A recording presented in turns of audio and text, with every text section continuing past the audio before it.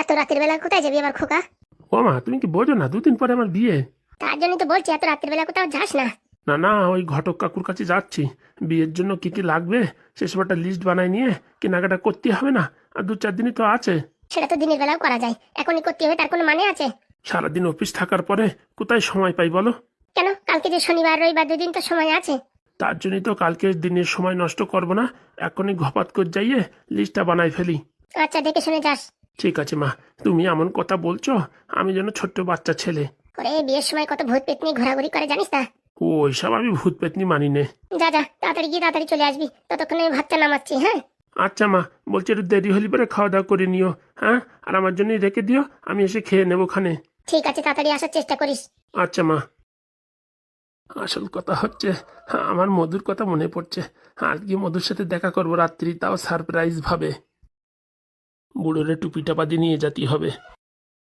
এই ছেলেটা নিয়েও পারি না, 2-4 দিন পর বিয়ে, এখন ভূত পেতনি ঘোরাঘুরি করে, এটা বিশ্বাসই করে না। আমাদের সময় তো আমরা কত মানতাম, আর এখন আর কেউ মানেও না। বললেও শুনবে না, খালি খালি এসব বলে লাভ নেই। যাই দেখি রান্নাটা বরঞ্চ সেরে ফেলি। বৌমাটা কেমন হবে তা কে জানে রে বাবা, ভালো হলেই বাঁচা। তবুও ছেলের এই বয়সে একটা মেয়ে পাবো ভালো সুন্দরী, এটা ভাবার বিষয়। কদম চাঁদের বিয়েটা হয়ে গেলে আর একটা বিয়ে রয়েছে, ওটা দেখি কোন তারিখে দেওয়া যায়। জুলাই মাসের 3 তারিখেরটা আছে ডেট, 6 তারিখেরটা ডেট আছে, আর 9 তারিখেরটা ডেট আছে।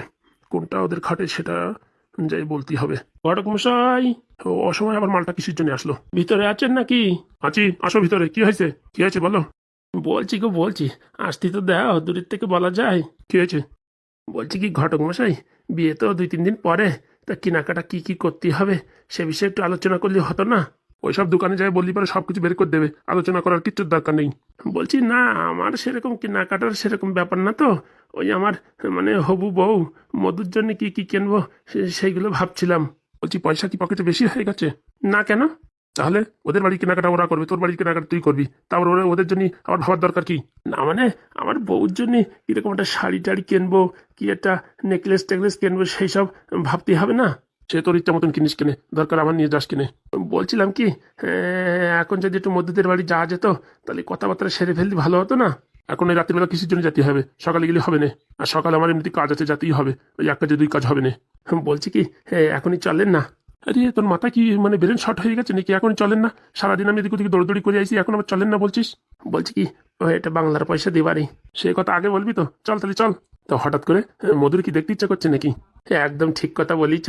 চল তাহলে আর দেরি করিস না, আর যাওয়ার সময় কিন্তু ঝপ করে একটা বাংলা নিয়ে নিস। বলছি কি, যাওয়ার সময় না আসার সময় আনবো। ওই যাওয়ার সময় তুমি যদি খেয়ে টেয়ে যাও ওদের বাড়ি থেকে, যদি আমার উপর আবার সন্দেহ করে যে আমিও মদ খাই, তখন একটা ঝামেলা হয়ে যাবে না? বাবা, ঠাকুমাতায় সেই বুদ্ধি। বলছি আসার সময় কিনতেই পারে, কিন্তু ওই বাংলার সাথে কিন্তু 2টো চপও কিনতেই হবে। 2টো কেন, 4টে কিনে দেবো। আর কথা নাই, চল। চলেন। 2-3 দিন পরে বিয়ে, এখন আর তর্স হয়েছে না, না দেখতেই পারে মনে হয় মনটা উলঝুল ফুলঝুল করছে। সেটা আর আপনি কি করে বুঝবেন? এই যে পাদু, এই আমার ছোট্ট ফ্যামিলি।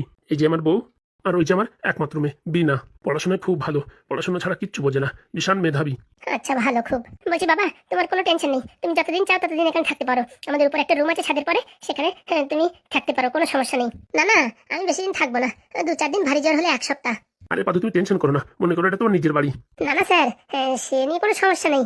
আমার আবার চাকরিটা তাড়াতাড়ি এই সবকিছু ঠিকঠাক না করলে কতদিন এইভাবে ঘুরে বেড়াবো বলেন স্যার?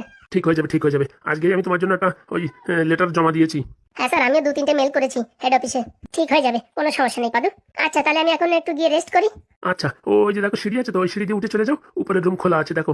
আচ্ছা স্যার, থ্যাংক ইউ আমাকে আশ্রয় দেওয়ার জন্য। এই দেখো, এইরকম কথা বলে লজ্জা দিও না। হ্যাঁ বাবা, এরকম কথা বলে তুমি লজ্জা দিও না, তোমার সম্পর্কে অনেক শুনেছি, তোমার অনেক ট্যালেন্ট, সব জানি আমরা। আচ্ছা, তাহলে আমি এখন আসি। বলছি একটু পরে কিন্তু খাওয়া দাওয়ার জন্য চলে এসো কিন্তু। আচ্ছা স্যার, হাত পা ধুয়ে ফ্রেশ হয়ে আধা ঘন্টা রেস্ট করে তারপরে আসবো ওখানে। হ্যাঁ হ্যাঁ ঠিক আছে, আমি আসবানি ডাকতে তোমারে, তুমি রেস্ট করো। আচ্ছা স্যার। কি হলো মা, ওরকম মুখ করে আছিস কেন? হ্যাঁ রে বিনা, ওরকম মুখ করে আছিস কেন? কি বলি তোমরা, ওর খুব ট্যালেন্ট তাই? হ্যাঁ মা, ওর ভীষণ ট্যালেন্ট। আর বলিস না, আমাদের অফিসে যেসব কাজ চলছে না ভাবার বাইরে। হয়েছে থাক, আমার বুঝি কোনো ট্যালেন্ট নেই? আরে বাবা, তোরও তো খুব ভালো ট্যালেন্ট বলেছি না। ওসব ছাড়ো, আমার ট্যালেন্ট বেশি কি ওর ট্যালেন্ট বেশি? কোনো কথা হলো? হ্যাঁ মা, এগুলো কোনো কথা হলো? তুমি বলো বাবা, আমার ট্যালেন্ট বেশি কি ওর ট্যালেন্ট বেশি?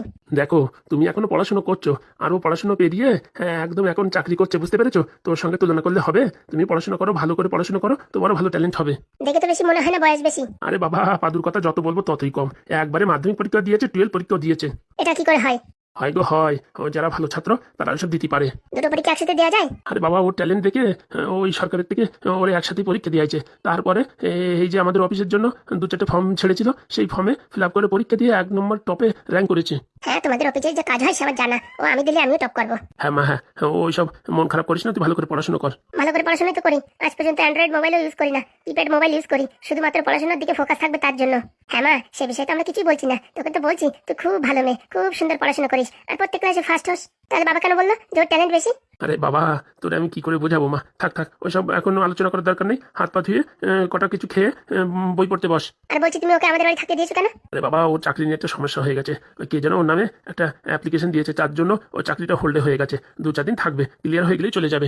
অন্য কোথাও তো থাকতে পারতো, আর এত বড় চাকরি করে একটা রুম ভাড়া নিয়ে থাকতে পারতো না? আমাদের বাড়ি আসলো কিসের জন্য? আরে বাবা, আমাদের বাড়ি আসেনি, আমি ডেকে এনেছি, বুঝেছিস? তোমার আর কি বলবো বাপি, হ্যাঁ কেন শুধু শুধু আনতে হবে অজানা অজানা মানুষকে? বলছি মা, আনার কারণ আছে। ও যা ট্যালেন্ট, কদিন পরে ও হাই পোস্টে চলে যাবে, তখন আমি যে ওর উপকার করেছি এ কথা বলবে না, আমার একটা প্রমোশন ঝপ করে দিয়ে দিতে পারবে, বুঝতে পারিস? তার জন্য মানুষের সুযোগ সুবিধা বুঝে উপকার করা দরকার, যাতে পরবর্তীতে আমাদের উপকার হয়। হয়েছে থাক, আর তোমাদের অত গুণগান গাইতে হবে না। ও মা, কি অসুবিধা হয়েছে? তোর রুম তো দিইনি, উপরের ছাদের রুম তো এমনিতেই খালি থাকে, তার জন্য তো দিয়েছি। হয়েছে। বলছি মা, তার জন্য একটু ম্যাগি আর একটু কফি করে দেবো? না ওইসব হাবিজাবি জিনিস খাই না, ওইসব খেলে ব্রেনটা কমজোরি হয়ে যায়। আচ্ছা ঠিক আছে, যা হাত মুখ দিয়ে খাওয়া দাওয়া করে বই পড়তে বস। আমি এখন খাবো না, আমার খেতে দেরি আছে, খেলে পরে ঘুম আসে। আচ্ছা মা, তোর যেমন ভালো লাগে তেমনটি কর। ঠিক আছে। আমার থেকে নাকি ট্যালেন্ট বেশি, মা বাবা তো জানে না আমার কে নিয়ামুলির যোগ্য না। দেখেছো মেয়েটা কিরকম করছে? আরে করবে না, ছোটবেলার থেকে খুব ট্যালেন্ট না, এখন ওর সামনে আরেকজনের ট্যালেন্টের কথা বলা হয়েছে, তার জন্য মনটা একদম খারাপ হয়ে গেছে। হ্যাঁ না বলাই ভালো ছিল, শুধু শুধু মেয়েটা কষ্ট পেয়েছে। আরে কিন্তু তুমি ছাড়ো তো, যার ট্যালেন্ট আছে তো বলতেই হবে নাকি? হয়েছে, যাই দেখি মাংসটা নামিয়ে দিই। ঠিক আছে, ভালো করে রান্না করো। ও নিয়ে বলতে হবে না, ইউটিউব দেখে একদম রেসিপি রেডি করে রেখেছি। তুমি আবার যতবারই ভালো করে রান্না করতে যাও তো কিছু না কিছু একটা গড়বড় করে দাও, লবণ টবণ কম করে দিয়ে পরে ঠিকঠাক করে দিও। আরে চাপ নিও না, তোমায় ডাকবো ওখানে চেক করার জন্য। আচ্ছা, তাহলে আমি হাত পা দিয়ে ফ্রেশ হয়ে আসছি। আসো। আরে বৌমা, এত রাত্রে কি করে আসলে? হ্যাঁ বৌমা, ফোন করতে পারতে তো, আমি আর ফুটো যেয়ে নিয়ে আসতাম। বলছি কি আপনাদের বিবেকবোধ বলে কিছু আছে? এটা আবার কেমন কথা হলো বৌমা? আমি সেদিন বাপের বাড়ি যাওয়ার আগে বললেন কালকেই 50,000 টাকার ব্যবস্থা করে দিচ্ছি, আজকে ক সপ্তাহ হলো বলেন? আসলে কি মা, ও টাকা পয়সার না বিশাল একটু টানাটানি চলছে, এর জন্যই তো। না তো আমাদের তো মনে আছে, একবারে ফোন করে বলেছেন যেরকম সমস্যা দিতে পারছি না, 2-4 দিন লেট হবে ফোন করে বলেছেন না? মানে কাজের চাপে ভুলে গেছি। হ্যাঁ সে তো দেখতেই পাচ্ছি, আপনারা প্রচুর কাজ করেন, এ বাড়িতে কদিন ছিলাম তো, আপনারা কাজ করতে করতে আপনাদের ওই মানে ভাত খাওয়ার সময় থাকে না, এত ব্যস্ত থাকেন জানি না আমি। না মানে ততটাও ব্যস্ত থাকি না, কিন্তু আর কি কাজের ভিতরে ব্যস্ত ছিলাম। আরেকজন কোথায় গেল? হ্যাঁ, যে আমায় বললো, আমি আমার লুঙ্গি ছুঁয়ে প্রতিজ্ঞা করে বলছি কালকের ভিতরে তোমার 50,000 টাকা পাঠিয়ে দেবো, সে কোথায় গেল? দেখো বৌমা, সেটাও তোমার শ্বশুর হয়, ওইভাবে কথা বলো না, একটু সম্মান দিয়ে কথা বলো। সম্মান দিয়ে কথা বলছি, আপনারা যে আমার সাথে চিটিংবাজি করেছেন তাতে আপনাদের সাথে কথা বলতে গেলে পুলিশ দারোগা নিয়ে কথা বলতে হয়। এটা কিরকম কথা হলো বৌমা? আপনার ছেলেরে আমার সাথে বিয়ে দিয়েছেন, বাড়ির সব মানুষ মিথ্যে কথা বলেছেন যে চাকরি করে মাস গেলে 3 লাখ টাকা পেমেন্ট পায়। হ্যাঁ, এত বড় একটা মিথ্যে কথা বলে বিয়ে দিলেন? আপনার ছেলের মাথায় টাক। হ্যাঁ, জীবনে কোনোদিন কেউ কোনো মেয়ে দিত না, আর আমার মতন সুন্দরী মেয়ে তো কোনোদিন না।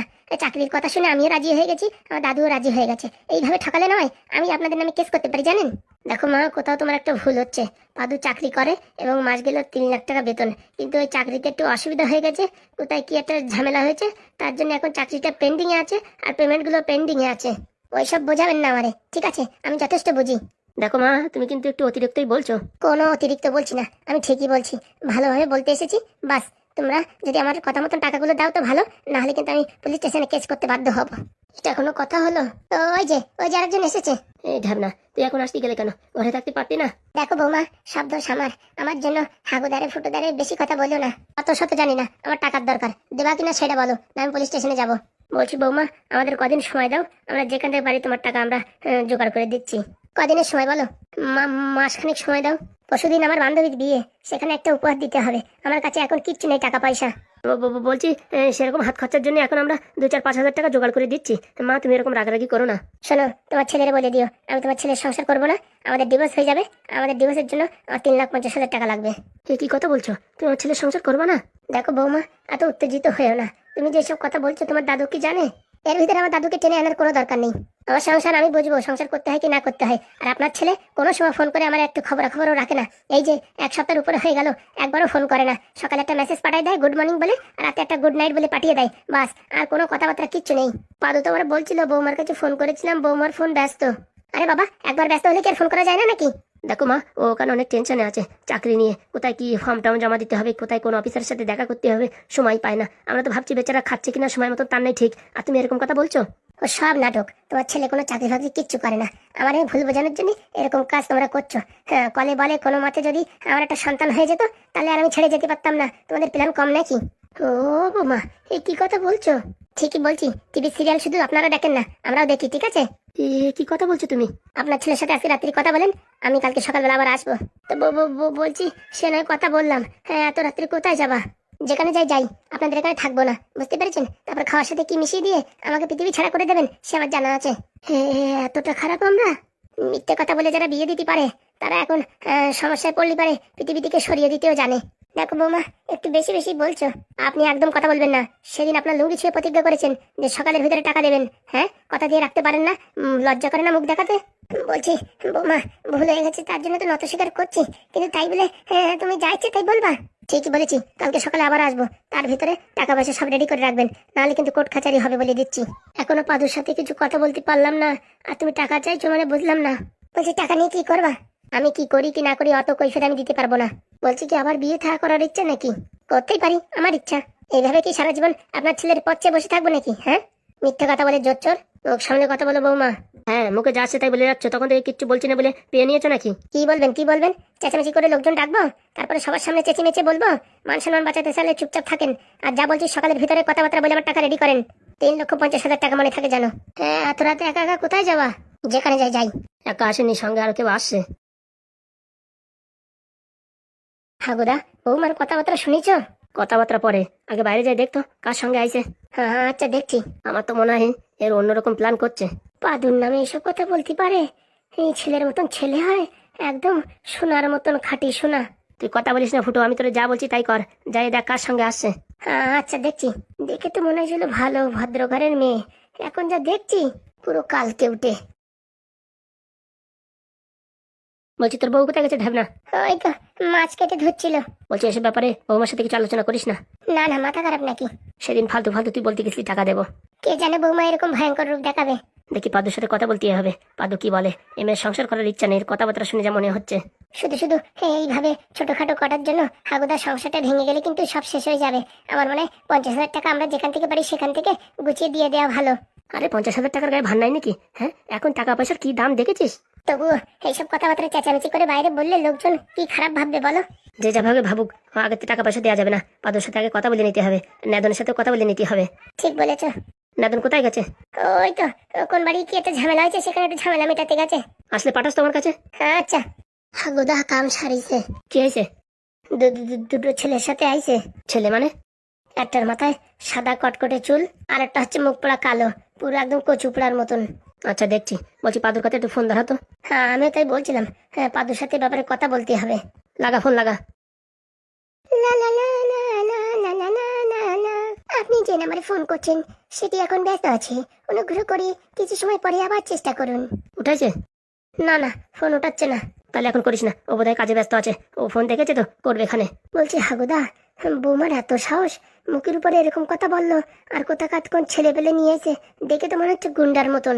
ও সব বিচার হবে।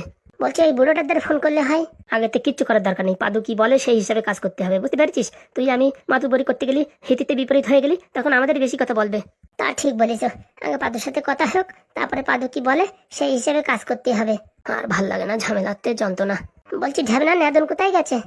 ওই তো পশ্চিম পাড়ার একটা বাড়ি ঝামেলা হয়েছে, চুরি ডাকাতি নিয়ে সেখানে মিটমাট করতে গেছে। এ ব্যাপারে নেদনের সাথেও কথা বলতে হবে, কি বলো হাগুদা? একদম। বলছি ঘটক মশাই, বাড়ি তো কাউরি দেখছি না। ডাক দে না তো, ডাক দে। মধু, ও মধু। ওরে বাবা, গলায় কি তোর বাল ঝুঁকিছেন কি? একটু জোরে ডাক। প্রিয় সখী মধু, এই শালা বলে কি রে? ও মধু, এমন কথা বলছো সত্যিকারে মনে হচ্ছে মধু। এই জোরে ডাক, জোরে ডাক। ডাকছি ঘটকবাবু, ডাকছি। মধু।